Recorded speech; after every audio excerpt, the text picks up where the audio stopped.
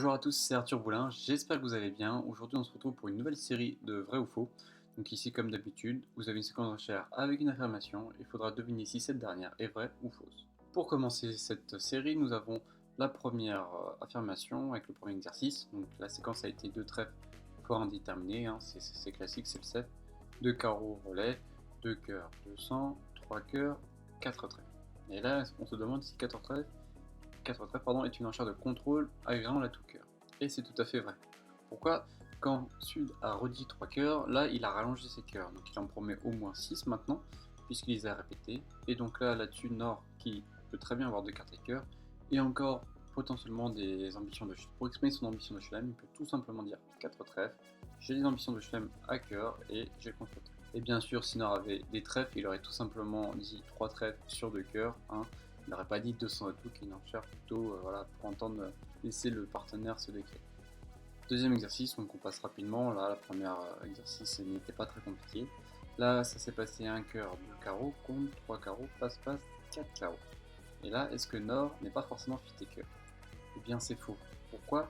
Tout simplement parce que si Nord veut demander à son partenaire de se décrire, il ne va pas employer le vide à 4 carreaux, parce que déjà, de 1, ça prend de la place, et en plus, il a une enchère qui convient parfaitement, c'est le contre. Ici, le contre va relancer les enchères et permettre au partenaire de se décrire. Ici, 4 carreaux n'est donc pas une enchère déniant le flicker, mais au contraire, qui le promet et qui montre des ambitions de Schlem à cœur. C'est le seul moyen pour dire au partenaire qu'on avait à la base un bon flicker. Et bien sûr, normalement, on n'a que 3 atouts, parce que si on avait 4 atouts et une main forcing de manche, on aurait dit 3 carreaux au point du tour. Troisième exercice, là ça s'est passé un trèfle, un cœur, deux carreaux, deux cœurs, trois cœurs. On se demande si Nord n'a pas le droit de passer sur l'enchère de 3 cœurs. Et oui, c'est vrai. Pourquoi? Parce que normalement dans le CF, ici, après un bicolore share, donc un trèfle, un cœur, deux carreaux ici, et bien sûr un bicolore share, il n'est bien sûr pas un forcing de manche quand on dit seulement, un bicolore share, c'est, je vous rappelle, le bicolore qui est forcing de manche. Ici, deux cœurs rallonge les cœurs, donc il en promet au moins 5, mais il peut très bien le faire avec 5-6 points d'honneur. Normalement, avec 5-6 points d'honneur, on passe par un 200 atout modérateur pour essayer de s'arrêter à 3 trèfles par exemple. Mais ici, dès qu'on a 5 attaqueurs, voilà, on est un peu obligé de dire 2 cœurs. Donc là-dessus, sur 2 cœurs, Sud dit 3 cœurs pour dire j'ai 3 cartes à cœur, et je suis quand même plutôt mid de ma zone. Donc il a à peu près 17 points, et qu'il demande à son partenaire s'il peut éventuellement rajouter le quatrième si il n'est pas strict minimum avec 5-6 points. Avec de quoi nommer la manche, Sud va dire tout simplement 4 cœurs, mais il est vrai que là ça bouffe pas mal d'espace. C'est vrai que c'est pas très bien de pouvoir de gaspiller cet espace de contrôle au pay 4, donc forcément ça a rajouté un peu des problèmes, mais normalement quand quelqu'un est maximum de son bicolor share, qu'il a une main plutôt en plus structurée 5-4-3 avec 5 tant on se dit que normalement il y a de quoi, si le Nord a vraiment beaucoup de points, il y a de quoi de poser le bloc-out sans demander le contrôle. Donne numéro 4, ici ça s'est passé un carreau, un cœur, deux piques, 200 atouts, 4 cœurs. Est-ce que Sud possède une main énorme avec un soutien quatrième à cœur?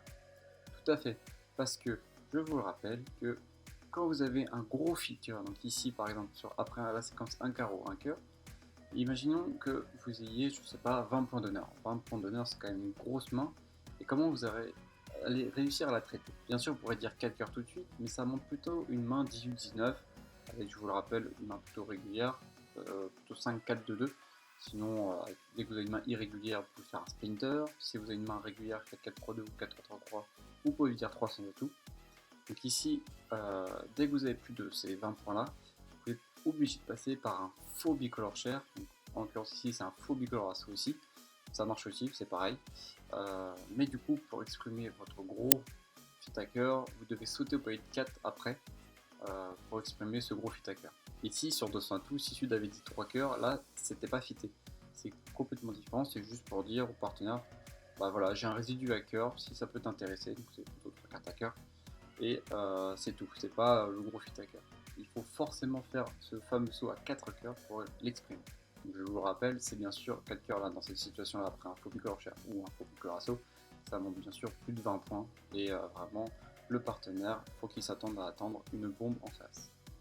Cinquième exercice, cette fois-ci une séquence à plusieurs, donc ça s'est passé un pic, 2 cœurs, passe 3 cœurs, compte, passe 400.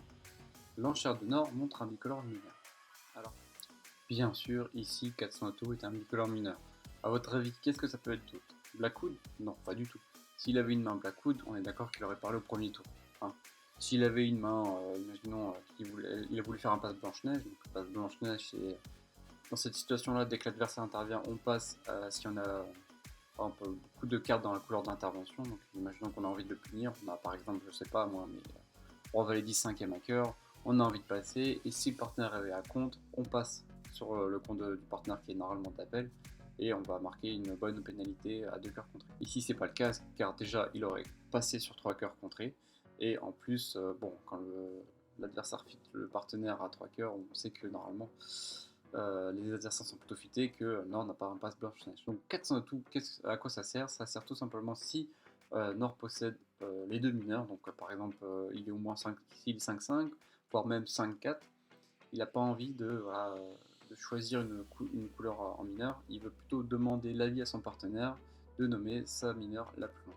Et enfin, dernier exercice, donc là une séquence à 2 pour finir, ça s'est passé 1 sonneau 2 trèfle Steinman, 2 piques, 3 cœurs, 4 trèfles, 4 piques.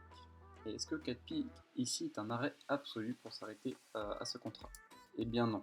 Alors déjà dans la séquence d'enchères, vous voyez bien que 3 cœurs ici, je pense que vous l'avez bien vu, c'est une enchère artificielle qui lance un peu les hostilités. C'est-à-dire que c'est pas une enchère naturelle, ça montre juste des ambitions de Schlem à la toute pique. Après le Steinman, quand on nomme au pays 3 la botte majeure, c'est forcément une ambition de Schlem dans la couleur qui a été nommée par le déclar. Donc ici, si ça avait été 2 traits avec 2 cœurs, là, l'enchère de 3 piques aurait été le même effet et aurait montré les ambitions de Schlem pour jouer à la tout cœur. Donc après 3 cœurs, Sud dit 4 trèfles contre trèfle, très bien. Mais Nord, quand il dit 4 piques, forcément, s'il voulait faire un arrêt absolu, il n'aurait pas commencé, il n'aurait pas dit 3 cœurs, ambition de Schlem, et s'arrêter juste après, ça n'aurait pas de sens.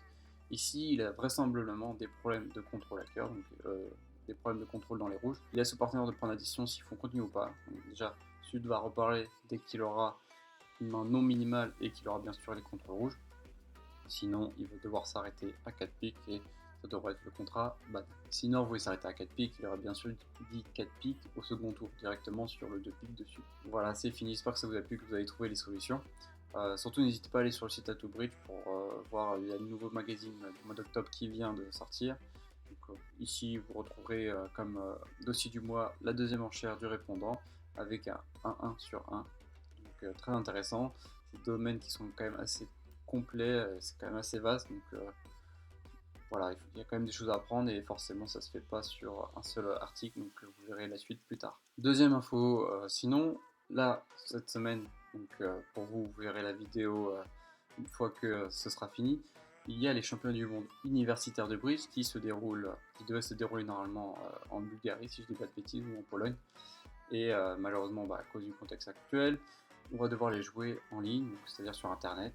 Donc je vais essayer à la fin de la compétition de faire un résumé des qualifs et des phases finales si on arrive à y accéder. Une très bonne chose qui est ce championnat-là, puisque bon déjà on était tous très déçus de ne pas avoir de championnat cet été. Il devait y avoir le championnat du monde normal en Italie, malheureusement ça a été annulé, reporté même.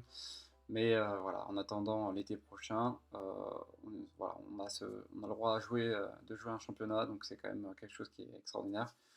En plus, représenter son pays, c'est toujours une fierté, donc on va essayer de donner le maximum et de ramener une médaille à la maison. Allez, sur ce, bonne soirée ou bonne journée, et à bientôt. Salut!